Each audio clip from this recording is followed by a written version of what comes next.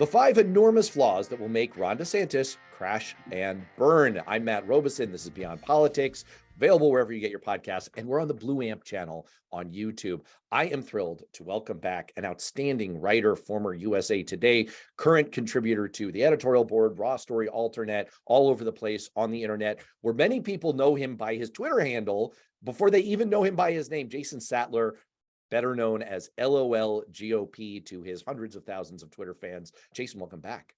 Thank you. And I'd say only known as LOL GOP.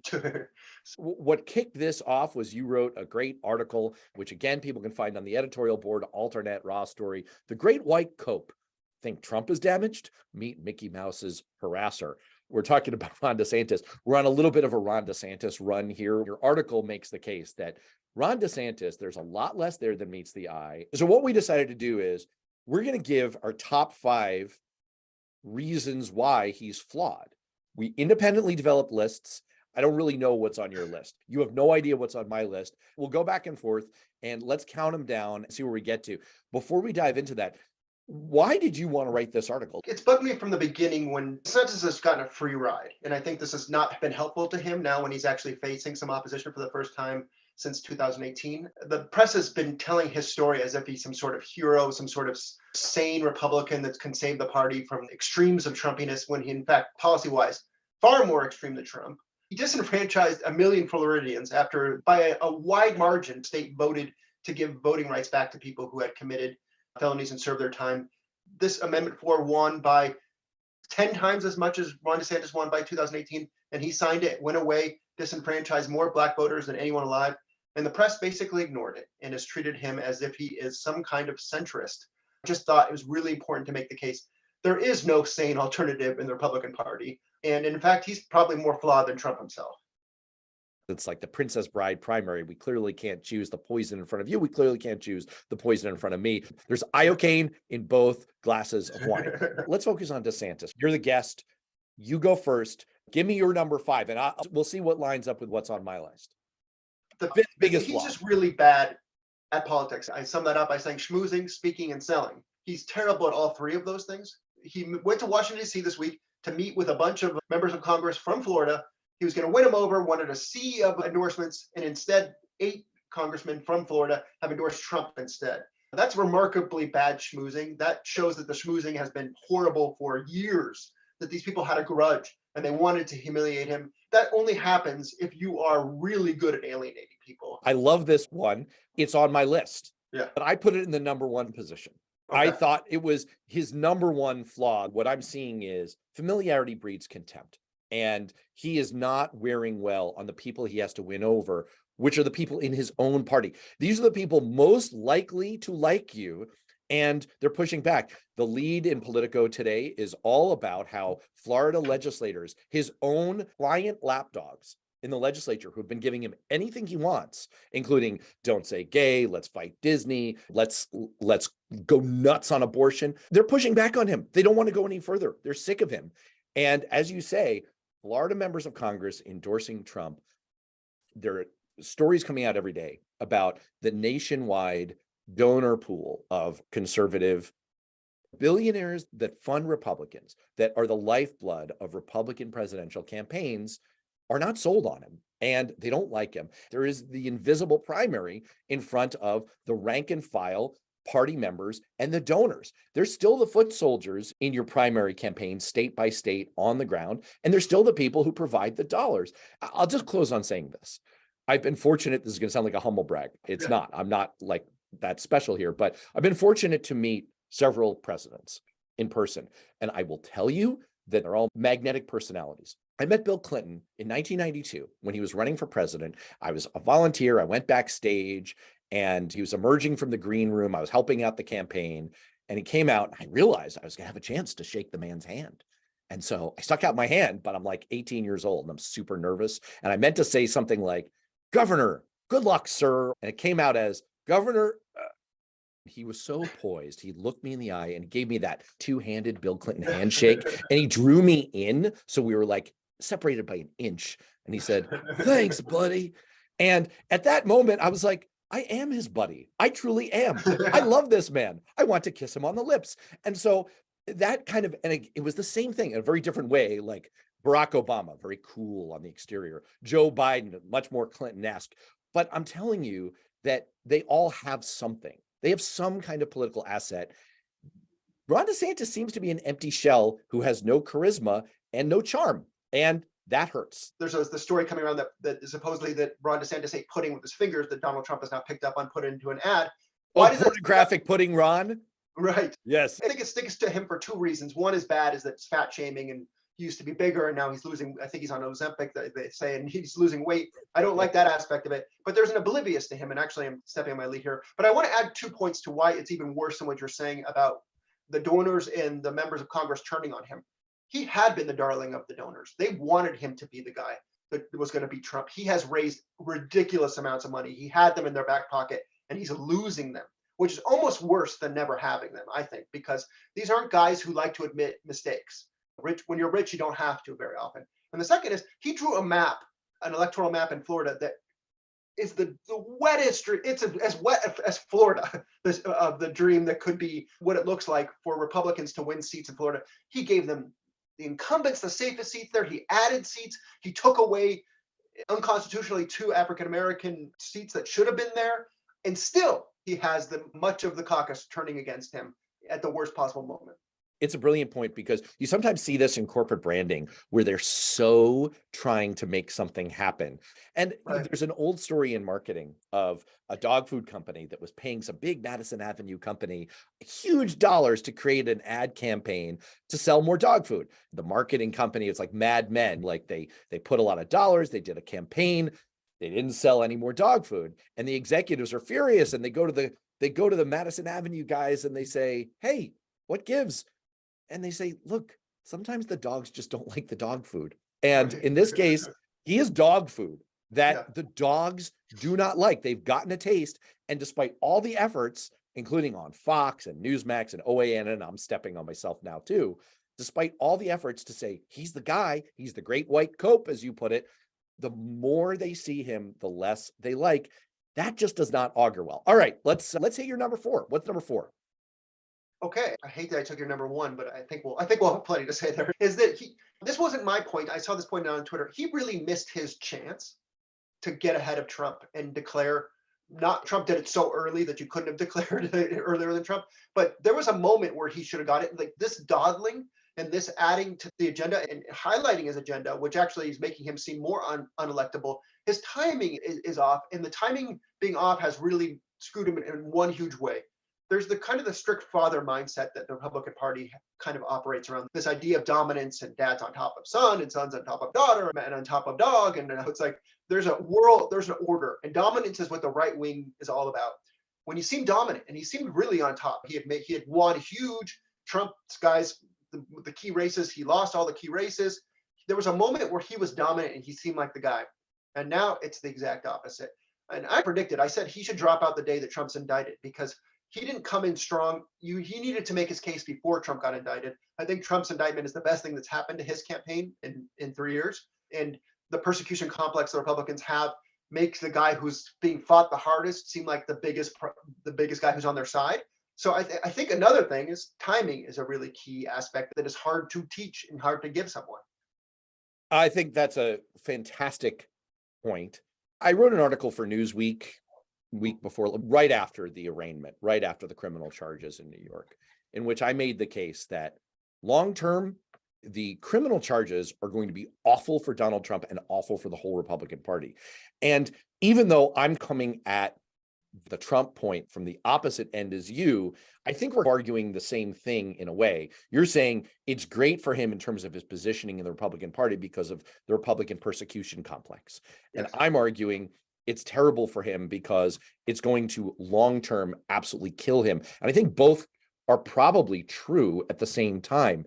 He is going to have a short-run effect that is going to be very harmful to his primary competitors, and then is going to lock the whole Republican Party into a sinking ship. But that's a little bit of a sidebar. I'd say that your number 4 is closest to my number 5. The point is about timing. My number 5 is that he has a strategic problem. It's the Gordian knot of Republican politics, and I do not think he can slice his way through it. Ron DeSantis has to win 3 elections, not 1. He has to win 3. He has to win the primary to be the alternative to Donald Trump. He has to win the Republican primary to beat Donald Trump. And he has to win a general election. Now, the going theory among Republicans is that they have to do what you pointed out in your article, is they have to get over the Trumpism without Trump barrier. They need to show MAGA voters that they can get all the things they like about Donald Trump without the electoral drag, which was estimated to be about 5 points for MAGA candidates in the last election. Ron DeSantis has bought into that. He has gone the route of, okay, if Trumpism is all about performative grievance and persecution and anger and outrage and giving a big FU to Democrats, I'm going to do that. And that's why you've seen him do all these things, fighting Disney because wokeness, fight gayness because gayness somehow, fight abortion because I hate women. He feels that he has to get over that bar to give tired MAGA folks a place to go. The first ad of the primary campaign starts with, we're all on Donald Trump's side. He's being persecuted by the left with these criminal charges. He has to start by supporting Trump before he can say why he's against him. That's how bought in he is. Now, not all Republicans agree with this. Chris Christie gave an interview to our former guest on the show, Rachel Bade of Politico, this morning saying, I think all the Republicans are wrong. I think you've got to go right at Trump. Be a normie Republican. Try and win the electorate that way. For whatever reason, Republicans, and Ron DeSantis among them, don't think he can do that. They don't think that's the path to victory. And so that's led him to this impossible strategic position, which is he's pushing himself way far to the right.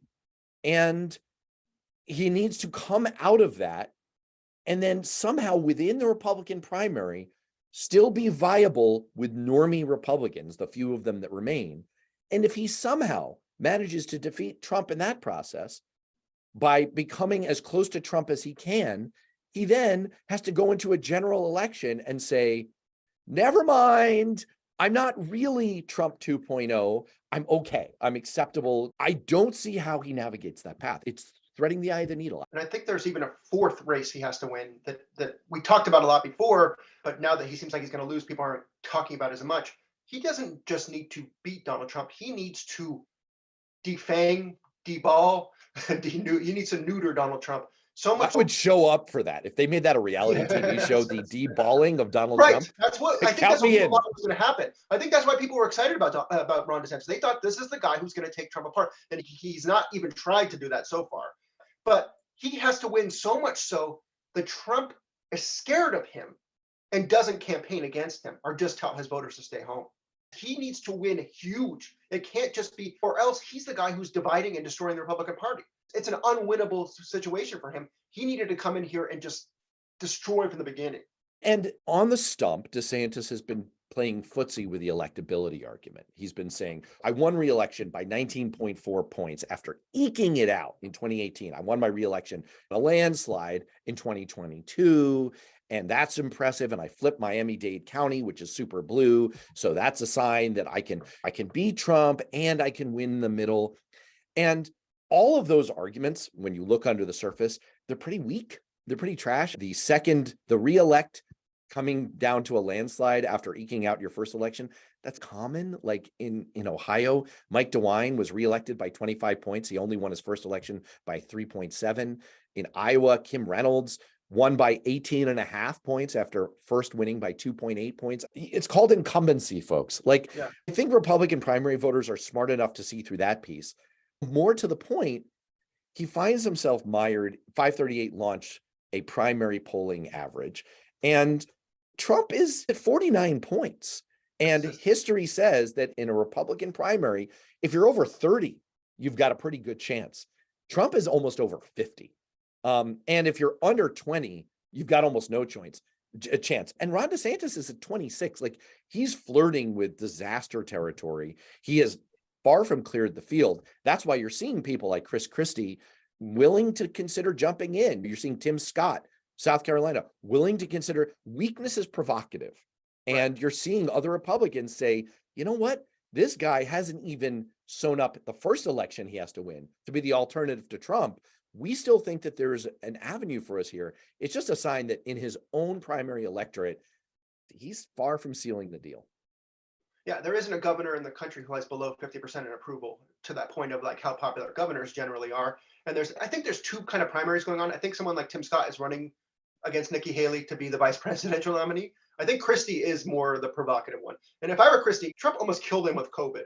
So if I were like, for me, I would come and say, listen, this is personal. This guy almost killed me with COVID. He's going to kill you. I'm going to get in here and try to save you. But he won't go far enough. He won't say that Trump should be prosecuted. Just like DeSantis won't say that Trump is a loser. If you say he's a loser, you're saying that half of the primary voters, at least, who have bought into the big lie are delusional or traitors. So you can't call him a loser without alienating the entire party. Just like Christie can't say he's a criminal without alienating the entire party. It's a bind, and it's what economists would call a collective action problem. You see it in politics all the time, especially in primaries, where people are hoping that other contenders will take each other out. It's the Kerry, Iowa model, which is Dick Gephardt is fighting with Howard Dean, and while they're sniping at each other, you just silently sidle. I think you found the one example of when that actually worked. It actually worked, right? It did work for Kerry, yeah. And look, there was a little bit of a murder-suicide pact in 2016 between Chris Christie and Marco Rubio. Chris Christie annihilated Marco Rubio. It was a vivisection on stage. It was gruesome. It should be outlawed like under gladiator laws. That's essentially the conundrum that Republicans face with Trump right now, which is they're hoping someone will just go to bat and make this case. A poll came out yesterday in New Hampshire, still an early primary state. 56% of New Hampshire voters think that Donald Trump definitely or probably committed a crime in the Stormy Daniels case. Okay, this again goes back to my Newsweek point, which is for the vast bulk of voters, this is poison. It's a trap. This whole you can't lay a glove on Trump in the Republican primary means that you're not gaining general election votes. All right, what's your number 3? Ron DeSantis has authenticity issue. And I think this kind of legislative session we're talking about, where he's just going to the far right extreme, is who he is. Ian Millhiser, who writes for Vox, talks about being in a green room like 10, 15 years ago and hearing someone spewing the most random Hillary Clinton conspiracy theories he'd ever heard in his life and looking over and realizing it's Ron DeSantis. This is a true believer. He is the base in a way that Donald Trump never was. He's a Paul Ryan Republican. He wants to get rid of Social Security, Medicare, but he's a genuinely freaky, strange guy. One story, he used to go on dates and he would pronounce Thai food as thigh food. And if the woman would correct him, he wouldn't go on another date with him. This is the guy, first of all, just thinking he had the pick of women. Is that real? That is a story that is told about him. That makes the porno pudding, like the 3 fingers dipping in, that makes that seem tame. Whoa. Yes. It's borders on Ted Cruz type weirdness, where Ted Cruz like stockpiles soup and it's like that dirtball pickup artist mystery, like teaching people how to nag women. That's crazy. Yes, it's looking for a woman who's not going to disagree with you about things like eating pudding with your fingers, I guess is what it comes down to. So I think he's a genuinely strange cat. This goes into why he wasn't able to schmooze there. I think he sees people as objects. And I think it's an indifference that Donald Trump has, but Donald Trump knows how to fake it. Ron DeSantis completely lacks that. And he thinks that because he has been a successful incumbent governor and taken on these fights and gotten people behind him, and he put on a flight suit and pretended to be an airplane pilot in one of his ads, and people bought into it, he thinks there's something going on there that isn't going on there. And I think people see right through it and see a strange guy who should be a blogger. I'm going to relate your point to my number 4. So your number 3 is my number 4, which is that his biggest asset up till now is also his biggest vulnerability. And that asset/vulnerability is getting even shakier, which is his relationship with the media. He has risen nationally on the basis of the eye of Sauron, Rupert Murdoch and Fox News, casting its gaze on him and saying, you are the next White Cope. You are our chosen gladiator to go fight the left. And for about a year, the directive at Fox News, and there's all kinds of reporting about this, we're off Trump. We're done with Trump. We've got to find the next guy. And Ron DeSantis is that guy. And they were pumping him up. And The problem is, and Kartik Krishnaiyer brought this up on our show last week, he only talks to Fox, Newsmax, and OANN. He never gets any pushback. He never gets a challenging interview. He never talks to anybody who isn't basically pliant and trying to make him sound great. And of course, he's gotten some pretty crazy notions in his head about what's working, what's awesome, how great he's coming across. He's been seeming to be running to win the Tucker Carlson primary for the last year. And that's why he's doing this just batshit crazy stuff in Florida so that he can get kudos from Tucker, but it doesn't play well in the rest of the country. And now Fox News sort of decided to rally around Trump. And so DeSantis has lost his biggest fan. He was hoping to win the Fox News primary. He's no longer winning the Fox News primary. And so the thing that he had going for him, he's kind of losing. And it was always poisoning him nationally. I think this connects to, if you don't mind me going ahead to my next one, is my number 4 is that he never really had a chance anyway. Because, and I'll use my example for this Dominion trial that we just saw. That was the result of the Fox News getting pushback because they correctly said that Donald Trump had lost Arizona. And the Trump fans raged against him, started going to Newsmax, started turning the channel off.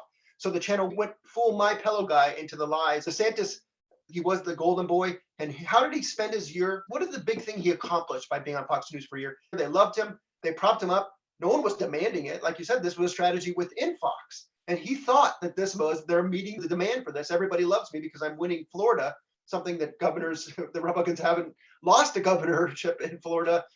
Was it 1994 was the last time they've lost the governorship in Florida? So he was very impressed by this, thought this was a huge win. And now is coming out and recognizing he never had a chance because the base is owned by Donald Trump.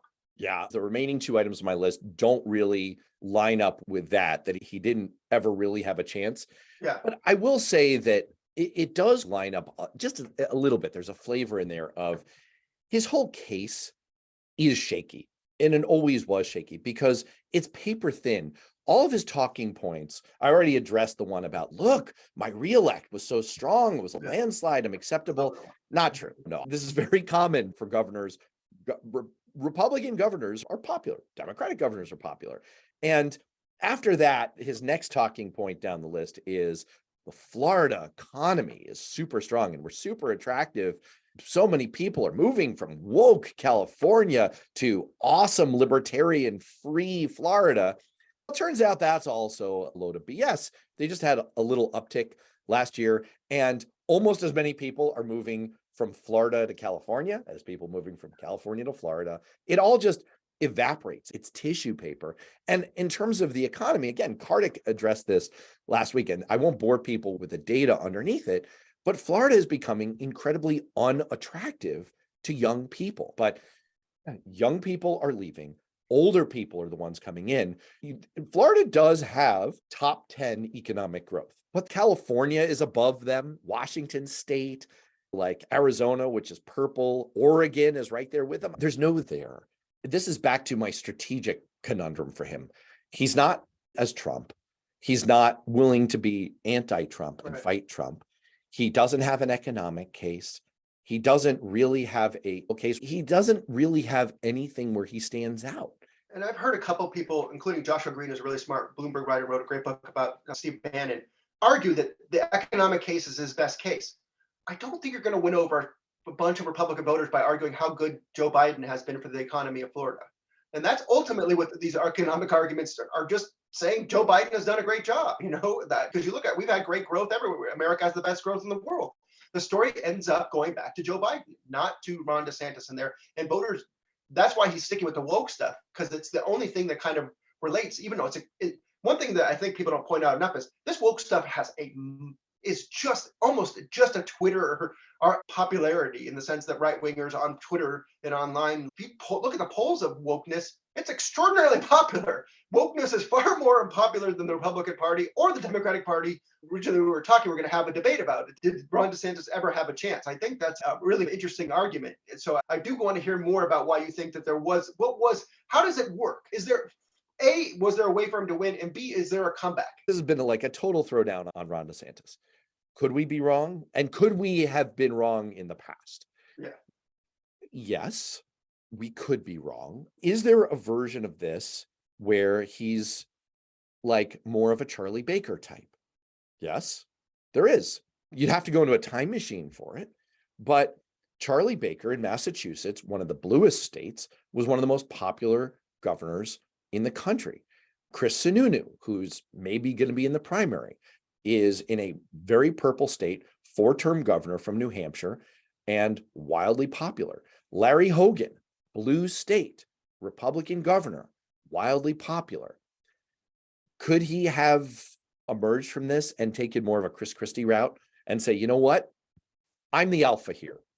So is that possible? Yes. Now let me quote you why my I could be wrong is probably wrong. No less a personage than Whit Ayers, who's probably, for my money, the #1 Republican pollster in the country.